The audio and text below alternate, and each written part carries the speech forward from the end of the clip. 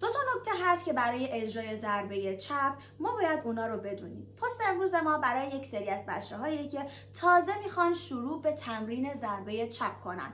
نکته اول، وقتی که ما داریم ضربه چپ رو اجرا میکنیم اصلا نیازی به این نداریم که آرنج ما به سمت بالا یا به سمت پایین بیاد، یا خیلی بره بالا یا خیلی بیاد به سمت داخل. نه، ما قراره به کمک مچ و ساعدمون ضربه چپ رو بزنیم. پس اصلا نیازی به حرکت آرنج ما به سمت بالا و پایین نیست.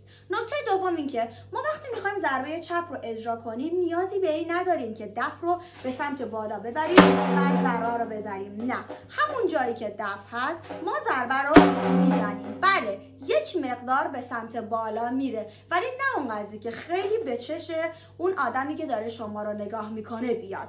پس نکته اول، ما آرنجمون رو به سمت بالا یا به سمت داخل نمیبریم، دفمون رو هم به سمت بالا یا به سمت پایین نمیبریم.